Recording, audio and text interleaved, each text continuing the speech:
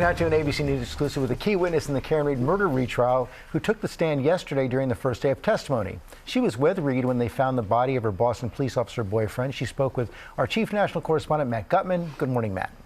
Hey, good morning, George. Kerry Roberts is arguably the most important witness in this trial, but she agreed to speak with us because she wants to refocus attention on the actual victim in this case. That's her childhood friend, John O'Keefe, the Boston cop who adopted his toddler-age niece and nephew when his sister and brother-in-law tragically died. A prankster who would help you at the drop of a hat. Free Karen Reed! Free Karen Reed! Arriving in court for the first day of her second murder trial, Karen Reed addressing her supporters. I'm always confident in my team. Reed's defense team maintains she's innocent, the victim of a law enforcement cover-up. But prosecutors allege Reed, drunk and angry, knowingly slammed her SUV into her boyfriend, police officer John O'Keefe, outside a get-together at another cop's home, leaving him to die in a blizzard in January of 2022.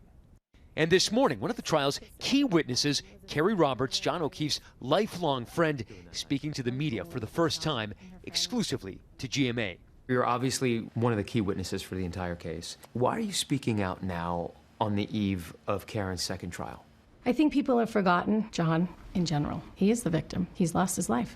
He's not coming back. Roberts took the stand yesterday and will continue testifying today. She is a critical witness for the prosecution because she was the first person Karen Reed called at 5 a.m. the morning of the blizzard trying to find John.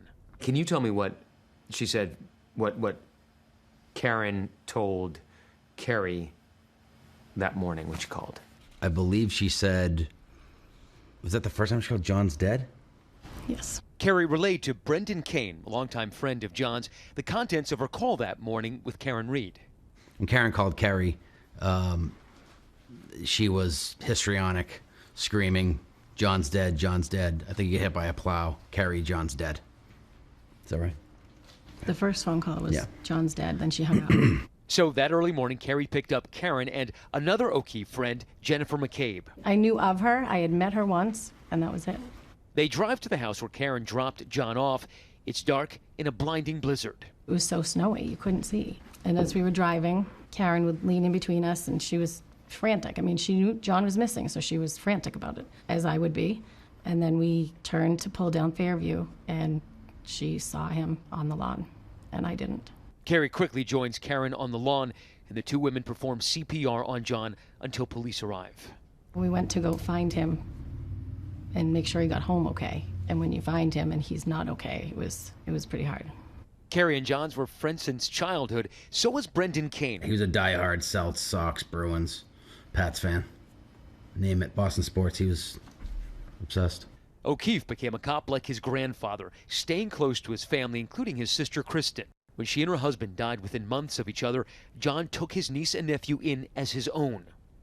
Kerry was his right hand. It was like all hands on deck when they would go to dance recitals and stuff. Father-daughter dances. I would do their hair and get the boutonniere and get the corsage, and he did a great job. This was one of my best friends. In the 3 years since Reed was arrested, the town of Canton has been transformed. Neighbors have taken sides. Witnesses have been harassed. For the crime of? Telling the truth. Answering the phone. It's my friend. I'm not going to not help. It's all about which side are you on. We're John's closest friends and family, and we still haven't been able to grieve because of all of this. It's all lost on this circus. Why did John want to become a cop? Johnny believed in fairness. Johnny believed in justice. Yeah. And he'd be appalled at where we are 3.5 years later. Kerry Roberts is part of a group of witnesses whose testimony points to Karen knowing that she hit John O'Keefe with her car. And one key difference that we picked up on this time, the defense still says that there was a botched investigation and a cover-up. But this time around, they're no longer hinting that there was some sort of big police conspiracy afoot. Now, it's unclear how long this trial will last. That first trial took 9 weeks. So buckle up, guys. Could be a long time. Okay, Matt, thank you.